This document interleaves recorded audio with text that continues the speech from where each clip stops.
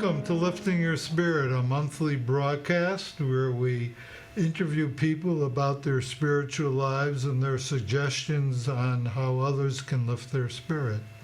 I'm Reverend Joel Grossman, interfaith minister, Director of Spiritual Services for Constellation Hospice here in Newburyport, and I offer on a virtual donation basis spiritual counseling. I'm Ted Jones. I'm a meditation teacher at North Shore Insight Meditation Center. Our show is based on the four following principles. Number one, everybody is spiritual. Sometimes we are conscious and active in our spiritual lives, and sometimes not. But even when we're not, we still have a spirit. And second, there are many ways to lift your spirit, not only through religious practices, but also through nature, art, human relationships, service to others. Number three, each person's spiritual path is unique and may change in small or large ways over time.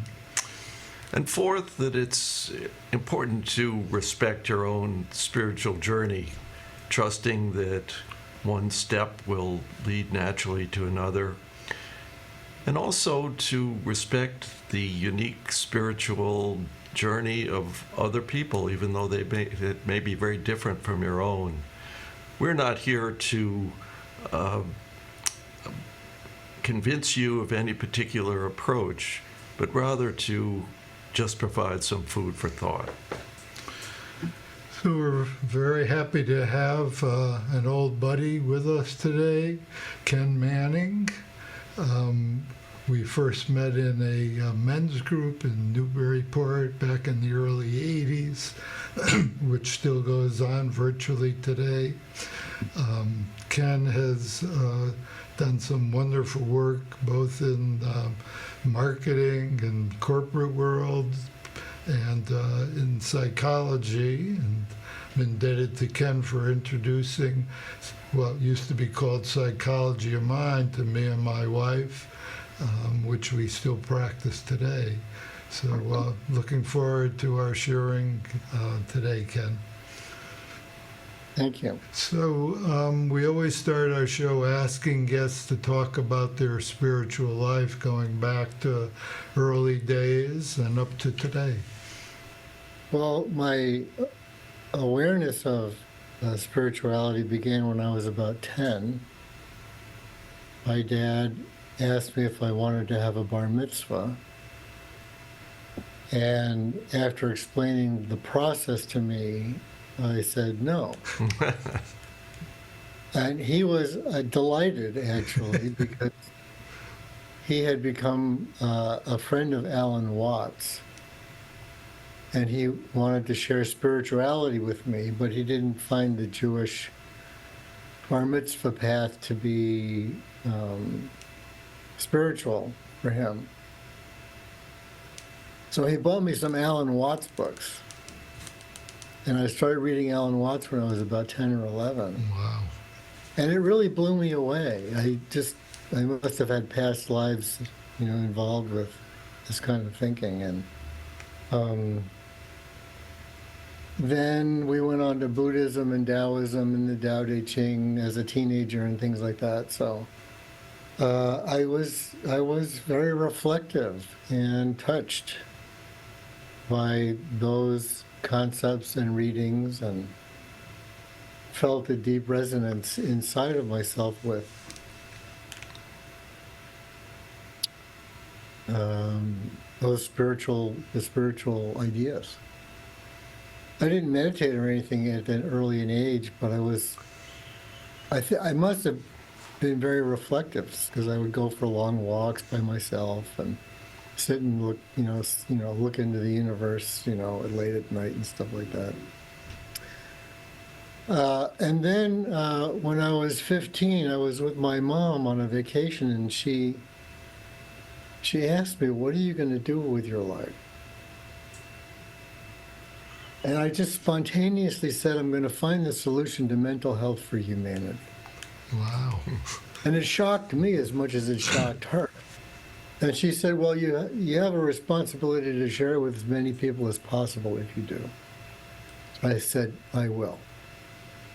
And that kind of set me on a course with my spiritual studies to get involved in learning about and wondering, well, how do I really help people be happy and spiritually connect? I didn't think of it in those terms in those days when I was that young, but how do I get people spiritually connected and psychologically healthy at the same time? So I ended up going into the field of psychology. I got a bachelor's and then a master's and a PhD. And I had been interested in spiritual studies on the side along with all of those educational activities. And then a friend of mine, who was a psychologist, got really happy. And it pissed me off. Because he didn't want to commiserate about life with me anymore. And I was a psychotherapist and he was a psychotherapist, and he said, well, I learned these principles, so you should, learn about them because they'll help you out. So he took me to this workshop, and the workshop was about the principles of psychology of mind, like you mentioned before, Joel. This guy, an enlightened man named Sidney Banks, was just sharing what he saw during his enlightenment. He had no interest in people or psychology before his enlightenment. He was a welder with an 8th grade education. And I thought the ideas were very interesting. This was right after my PhD and my licensing was done. I thought they were interesting ideas, but I didn't get much from them. And over a 4-day workshop, I basically argued with the people who were leading the program, telling them I thought it was a lot more complicated than they were telling me. But then on the way to the airport, it hit me like a ton of bricks, what this guy was teaching. And what he was teaching was that we're all essentially spirit. We're all psychologically healthy at our core. And that we're all overthinking things. And we don't realize that we're overthinking things. But if you realize that it's just thought, and your head clears, you'll be connected to your soul and to your consciousness on the inside and to all of the spiritual richness that's inside and behind your thinking. And he described the way in which thoughts become our reality that I hadn't learned in all of my 20 years of study as a psychologist. And then within a very short period of time, I realized that these principles brought together everything I learned in psychology and all of those years of being interested in psychology before that and spirituality before that. So all the Buddhists and all the Taoists and all the Eastern philosophy and the Alan Watts and transcendental psychology that I studied, it all came together in these principles. And all of a sudden, for the first time in my life, I felt like I was not confused. And that was a great, great thing. And then I thought, well, if this has done so much for me that way, I should just teach people these principles. So I started teaching people these spiritual principles that I learned from Sidney Banks in my psychotherapy practice. And the results were fabulous. People got happy and healthy way faster than anything I had ever heard about, let alone seen before. And then I realized all I wanted to do was teach people these principles. So for the next 30 years, that's about all I've done is taught these principles to my clients. And then about 10 years into doing that, some of my clients began to ask me to come into their businesses and teach this to the people in their businesses. So I started doing that.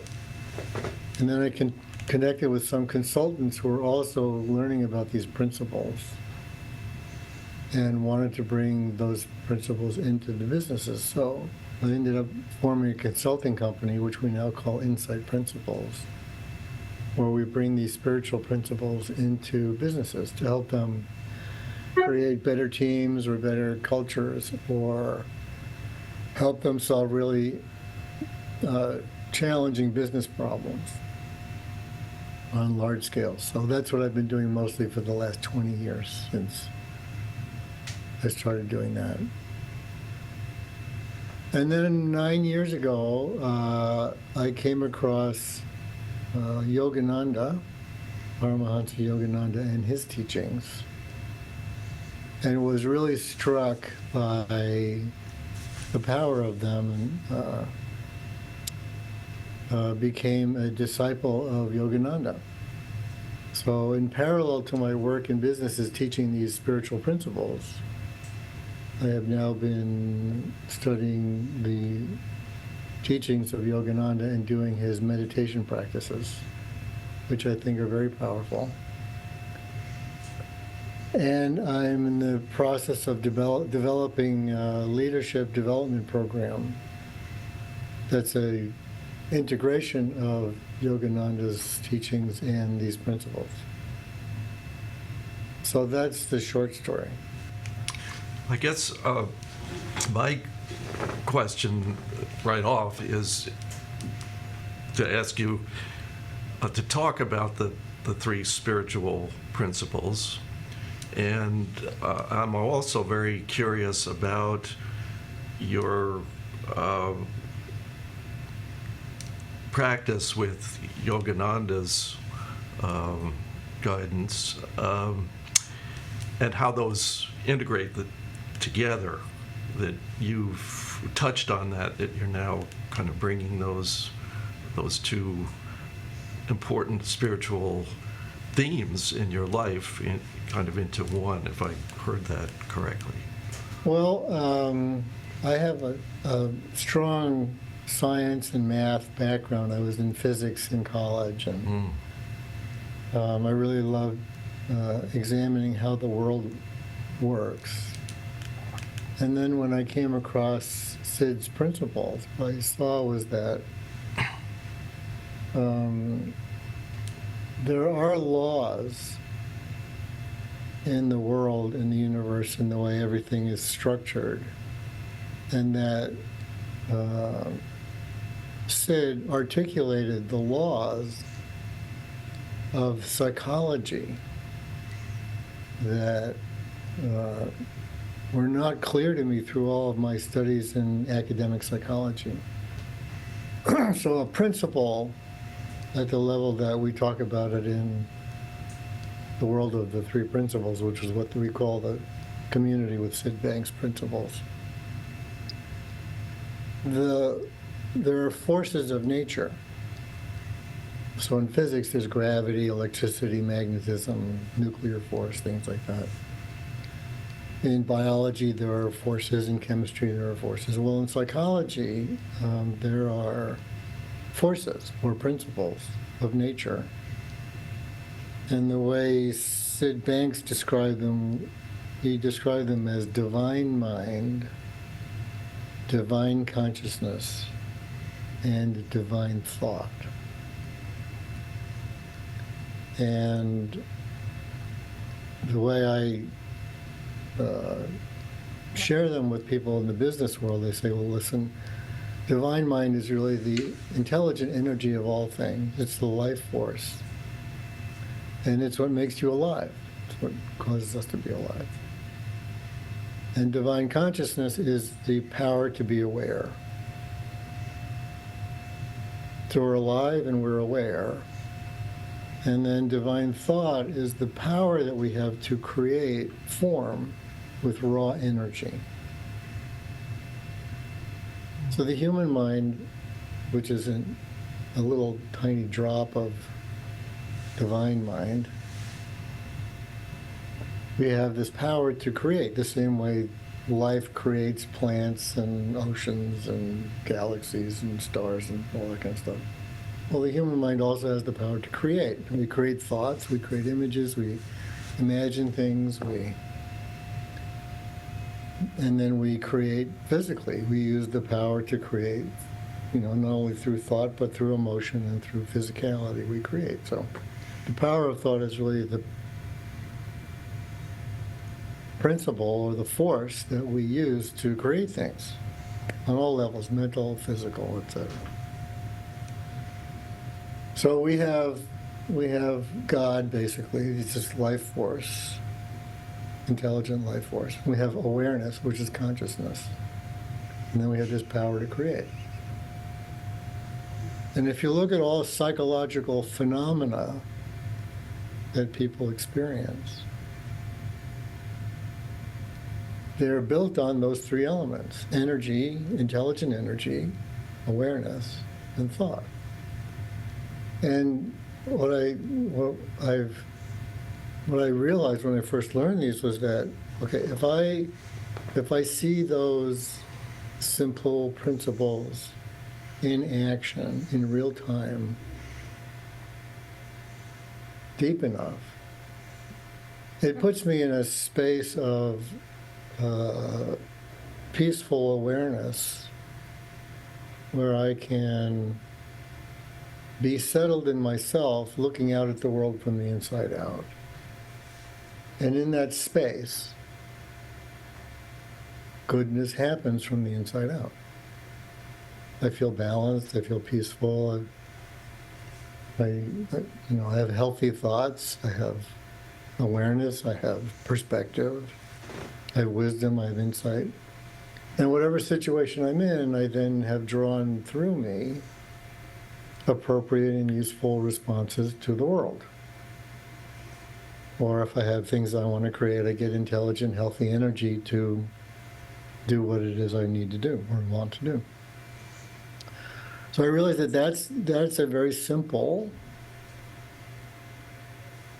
practical definition of healthy psychological functioning. And where does that go wrong to create the unhealthy psychological functioning that is reflected in the state of the world, among other things, but just the inability of people often to connect with one another in healthy ways, or to cooperate, or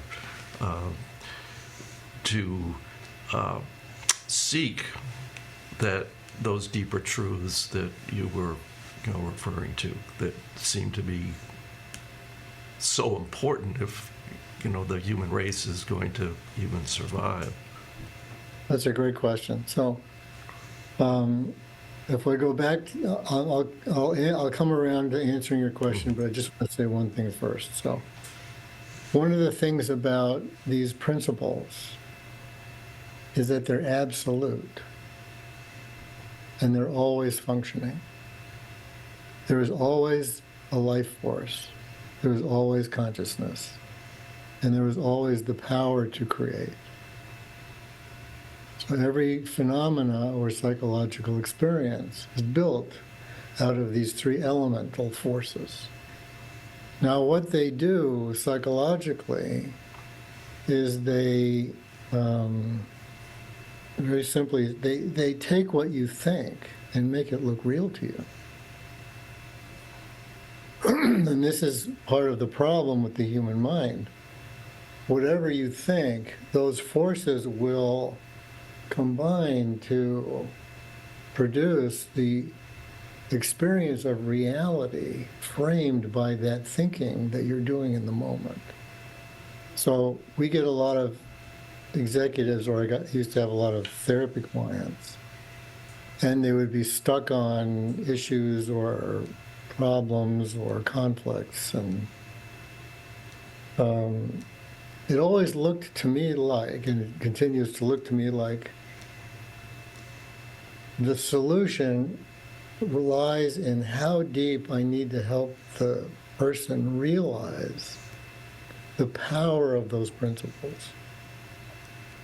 And if they can realize the power of those principles deeply enough, they'll start to see that the ideas or the thoughts or the emotions that they're stuck on that are causing noise or problems in their lives is just a thought process at a deep spiritual, energetic level. If they can see deep enough how these principles work, they'll see that their obsessions or their angers or their reactions or their greed or their unspiritual attitudes are just thought habits.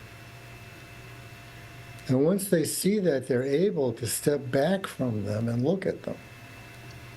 And then wisdom comes in and says, do you really want to keep living that way? Now, to answer your question, Ted, very few people on the planet know that this is how it works. So what happens is we all grow up in our own cultures or our families or our environments, and we're contaminated by an enormous amount of bad thinking.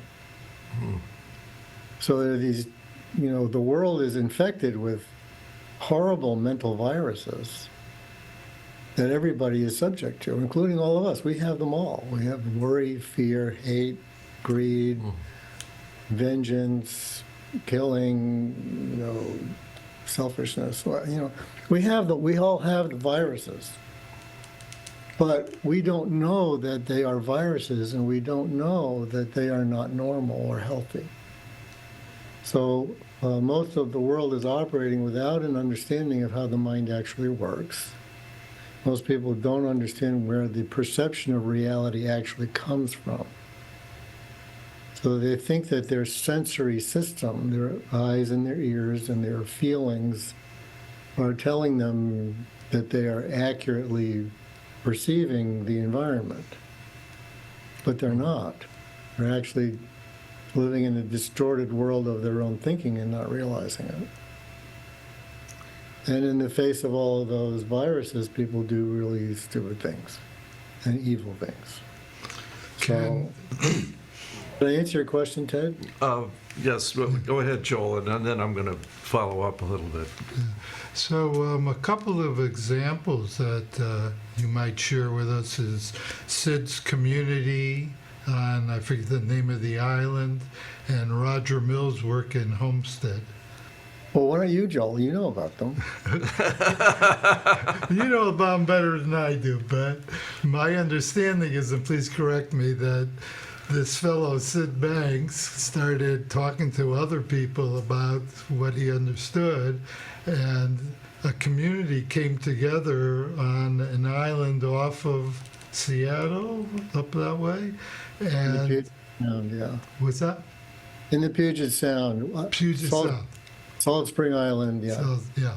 And the creators of Psychology of Mind, Roger and I'm blocking his name. George Prince. George went and interviewed him, and were just blown away by how happy these couples were, families out on this island. So that was one living example of how this stuff really transforms people's lives. Right. And then Roger went into one of the worst housing projects in Dade County, Florida, that the police wouldn't even go near, and just introduced himself to people, respecting their mental health, and help them understand what you've been explaining. And crime went down, drug use went down, et cetera, and became a pretty good place. Yeah, he taught the women, because the women were the ones who came first. And they all formed a committee to get the police in to get the drug dealers out. And that was very successful. And then that model was used in many, many places. So this isn't just ideas. This is nice concepts. This really makes a difference in people's lives. Yeah. Okay, well, the follow-up questions that I had has to do with how exactly do people come to a deep enough connection with the truth of of the three principles in order to make them work in their life. I mean, for instance, Buddhism certainly sort of looks at the source of suffering as basically us, and this kind of story of me that we're carrying around and distorting everything that's coming in, and that letting go of that and letting go of even any notion of a conventional of self, but just actually living in contact with reality as it actually is supported through meditation, and that it sort of assumes that you really need to have a sort of powerful spiritual practice in order to reach a point where these deeper realities start to emerge and become helpful aspects of your life. In fact, they become your life.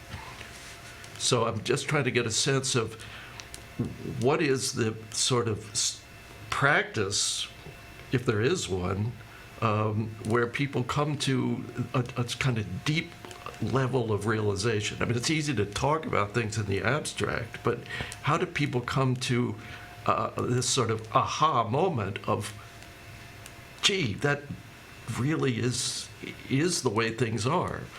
So that's my question.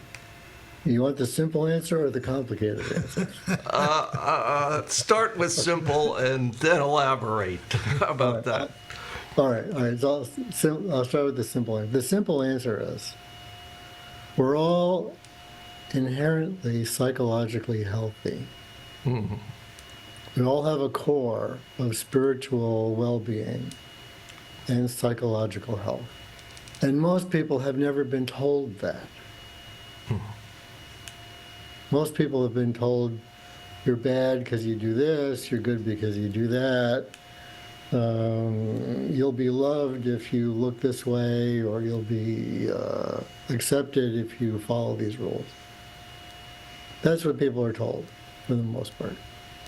No one's told, very few people are told, listen, you're fine, you're wonderful, you're perfectly healthy, and let me show you why that's true. You just don't, it's just not part of the general education in the world yet. So, as I described before, and this is also in Buddhism, but Buddhism I think makes it a little more complicated. It's also that, as I described before, if your mind is settled and you're not caught up in mental reactions, you will sit in your awareness in a presence of mind with an ease and simplicity in the moment, where you're seeing what's going on around you, you're feeling settled and seeing what's going on inside yourself. And there'll be a gentle and subtle flow of intelligent and wise and insightful thoughts that are relevant to the present moment, that give you good thoughts and ideas and energy with which to have a pleasant and effective and successful moment, let alone a pleasant, effective, and successful life. It's not more complicated than that. Now, most people have never had that pointed out to them. But when they have it pointed out to them, do they immediately kind of feel that shift in their kind of experience of their moment-to-moment life? A significant proportion of people, if they're told it with sincerity from a person who is actually living in that space and has realized it for themselves, it will rub off, and a little pilot light of understanding will be lit in them, where they go, oh yeah, I am okay. Oh yeah, this is how it works. To actually make that the foundation of your life is another story. Yes. From Because the pilot light to the burner on the top of the stove. Yeah, So, we all have a lot of mental viruses. We all have a lot of mental habits that are not aligned with what I just described. And those need to be tamed and overcome. But there are a lot of people who aren't that far from being able to live that way with simple education. So when we go into our businesses now, there are, in any group of 20 or 30 that we teach, there are 10 to 15% of people who are already subconsciously, without articulating it to themselves, living it that way. And they go, oh, thanks for explaining it to me. That's how I've done my whole life. Then there's another 20 or 30% go, oh, yeah, why didn't somebody tell me that when I was 5 years old? I get that now. And then it's easy for them to, invest consciously because now they understand what to do. And then there's another 40% that needs, another 2 or 3 days of workshop. And then there's another 15 to 20% that probably won't get it. Through that vehicle. But once the critical mass of a group starts to live that way and get it, the rest of them come around. What happens in the workshop, the 4 or 5 days of workshop? All right, so what's the method, I guess, is the question. I'll answer that in a minute, but I want to say something first, which is that there are a lot of resources now. There are a lot of books. There's probably in the hundreds of books now. There's a global community and a website called the 3PGC, the Three Principles Global Community website, which has an enormous amount of resources and videos and audios, and there's a great deal of information out there in the world, and in many different languages. There are now about 10 or 12 different countries that have different languages that have their own three principles centers going, which are all connected through this Three Principles Global Community, which you can access through that website. So there's an enormous amount of resources, lots of reading. There are lots of videos of Sid Banks speaking, which are the best because he's the original source. So I would go there if you wanted to learn more. 3PGC website, and then the sidbanks.com site where there are some videos of him speaking. And it's all for free, and it's all available globally. So it's all really good stuff. And as you mentioned, Ken, and I experienced also, first few days, particularly first few months, it was like, what? I don't know. And then it starts to get clearer and clearer. Yeah, because we live in a pathological orientation to psychology. So when we think about ourselves, it's all, what's wrong? What do I need to clean up? How do I do that? How do I improve myself? The Three Principles is a non-improvement model. Though there is always improvement and refinement in the way your personality and your ego live to be made. But in terms of your essential core, you're fine.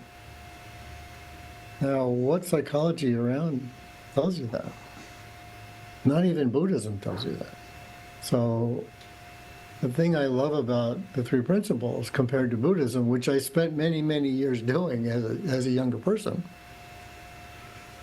is that it points out the goodness and the joy and the love and the spirit and the peace and the bliss and the essential wisdom that naturally and effortlessly flows in us and through us in our natural, healthy psychological functioning that is not requiring any effort. And when you're clear and you're out of your own way, it just happens.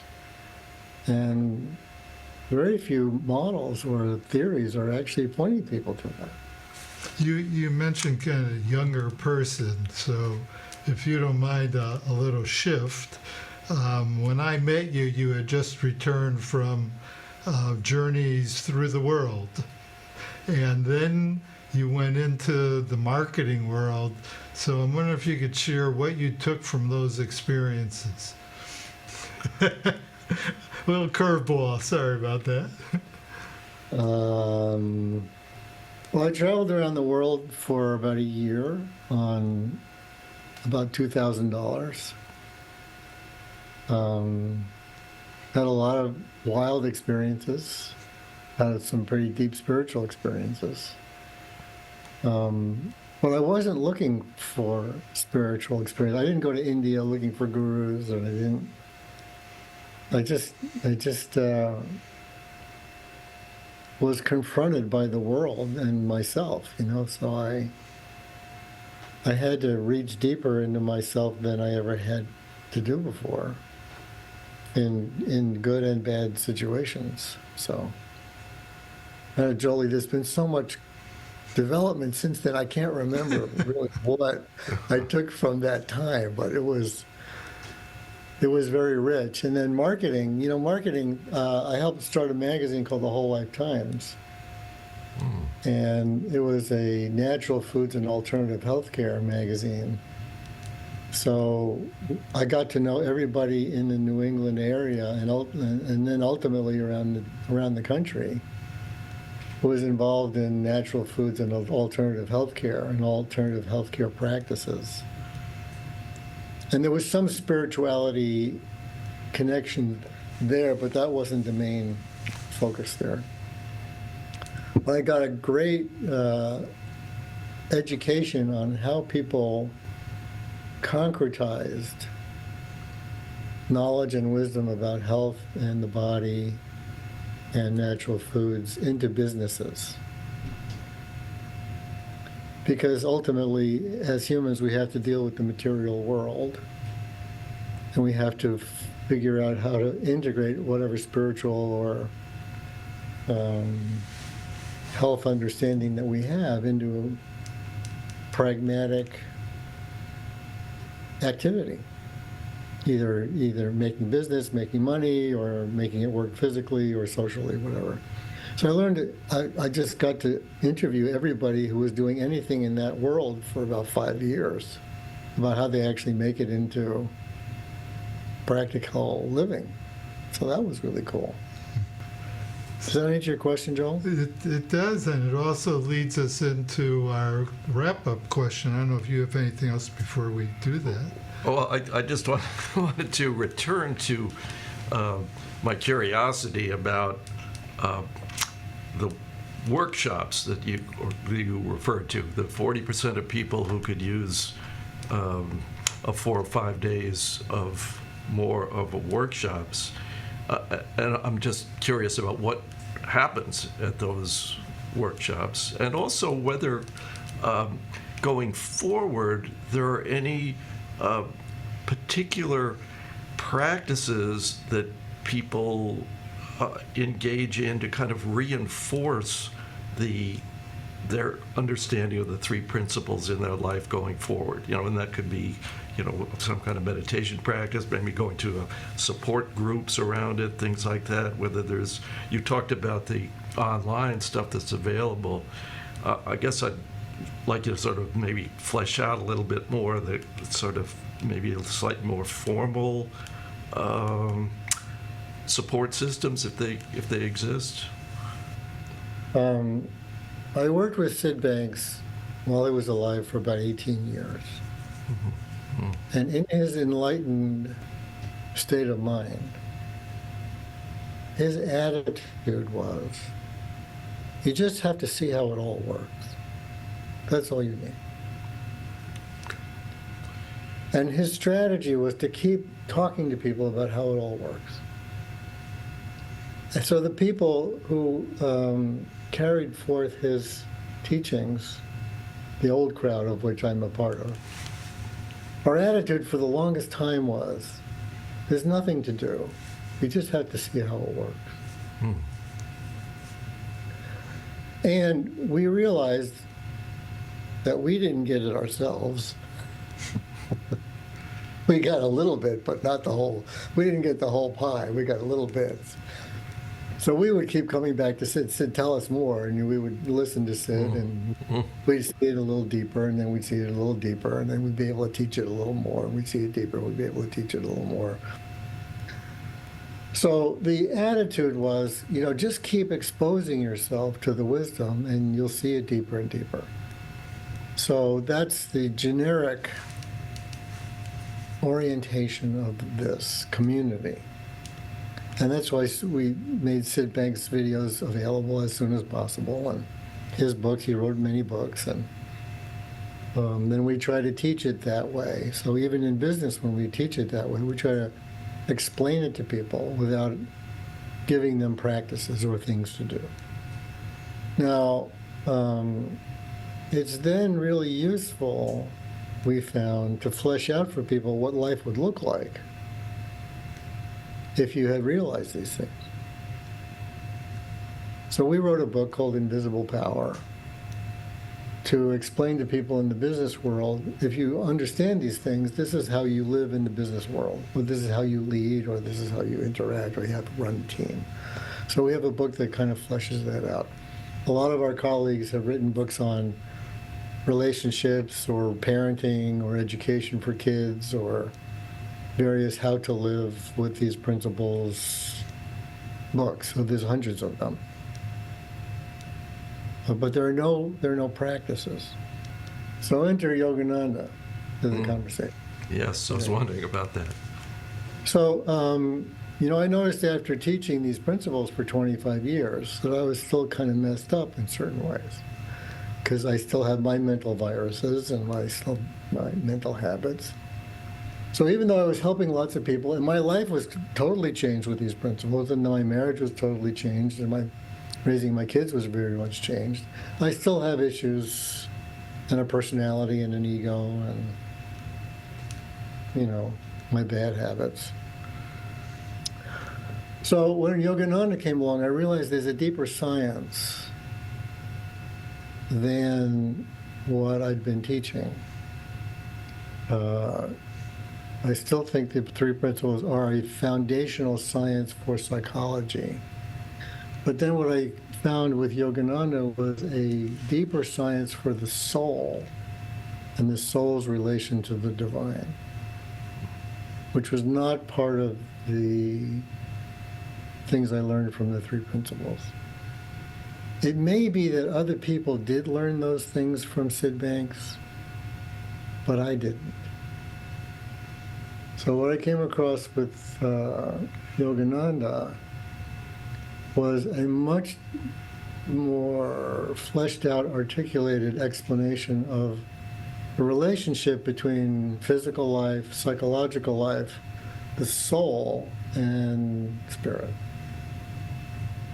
And I think Yogananda, being a God-realized